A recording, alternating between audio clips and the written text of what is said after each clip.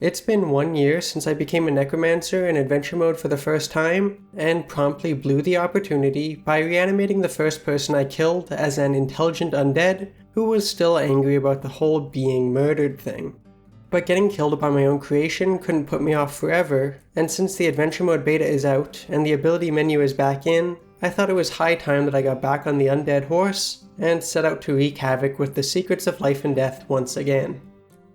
Last time, I had to go to the trouble of actually walking around Necromancer Towers and exploring Legends mode in order to discover the secrets and gain their powers. But this time, I thought I could cut out the hassle by returning to my new Dwarf City Fortress and the gravestone containing the secrets of life and death that I installed in the Library of Thieves all those years ago. And so, when I set out as Kovima Larkgood, Monarch Butterfly Woman, and Aspiring Necromancer, I was more concerned with what I was going to do with my powers than with how I would get them. Unfortunately, while having easy access to powerful artifacts is one of the benefits of playing in the same world for 200 years, stumbling across a slate-grey demon monster that I had released as part of a harebrained scheme could probably be considered one of the downsides.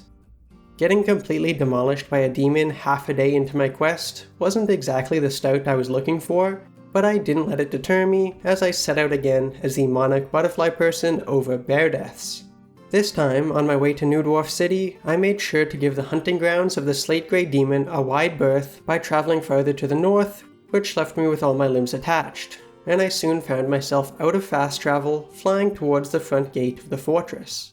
When I had retired New Dwarf City, I had made sure to lock it up as I left, in an effort to hopefully preserve what was inside. But I had left myself an outdoor lever next to a raised bridge that could act as an adventurer's entrance if the ability to interact with levers was back in the game. But because it wasn't, I was left with no choice but to mess around with the lever pull command in DF hack until I randomly triggered the lever connected to the front gate, leaving nothing between me and the library. Or so I thought. It turned out that in my rush to get back to my quest after Kovima's death, I forgot to put points into reading, making over the second illiterate adventurer I've tried to teach necromancy to. But even though it was an annoying mistake to have made for a second time, I wasn't feeling too bad about how things were going. The path I needed to take to New Dwarf City was clear, and the front gate was open, so all I had to do was roll up a third Monarch Butterfly Woman, this time named Lolly Spattered Velvet, and I could basically stroll right up to the fortress and into the library without a second thought, which is exactly what I did. But when I got there, I discovered that the slab was nowhere to be found, and none of the other books in the library had anything interesting to say. With no clue as to where the slab had gone, I wandered around the fortress for a while, and then returned to the surface, took off, and began scanning the area for scattered artifacts. After searching like this for a while, I eventually saw a weird slab-looking thing out of the corner of my eye and made a beeline for it. Its appearance was new to me. When I installed it in the library it looked like any old gravestone, but its purpose was not. Reading it over revealed the secrets of life and death and gave me the exact powers and knowledge of the undead I was looking for. My memory of what a single intelligent undead had done to me last time I became a necromancer was still in the back of my mind at this point, so I decided that with my new powers I would go for a quantity over quality approach by returning to old, abandoned fortresses chock full of dead dwarves to raise an army of mindless zombies who would do whatever I asked and never tear me apart, even if I was the one who killed them. But it quickly became clear that I would have to start this plan somewhere other than New Dwarf City, because as I took off from the hill where I found the slab, I discovered 2 more demons down on the ground. Fortunately, they seemed just as surprised to see me as I was to see them, and so I managed to fly away to safety and get into fast travel mode before they could attack. I went around to a couple different fortresses and began growing my army, but getting attacked by living dwarves and losing undead soldiers while fast traveling quickly made it clear to me that my best course of action would be to recruit the entirety of my army in a single place rather than piecing it together across a bunch of raids. And so, after looking around the map for a nearby fortress big enough for me to get all the soldiers I wanted, I settled on a new target, my old mountain home Pick Gorge. As I entered my mountain home's territory, the many piles of bodies I stumbled across made it clear that I had made the right choice. All of the bodies had decomposed, and so I couldn't do anything with them, but plenty of hands, arms, and heads had been chopped off in defense of the fortress, and those were well within my wheelhouse, even all these years later.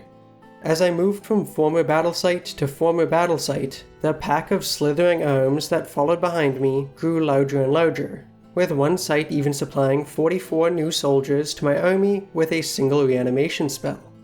Once I had more than 100 arms at my command, including one from a long-dead Etten, I was beginning to feel a little bit powerful, which was also making me feel reckless.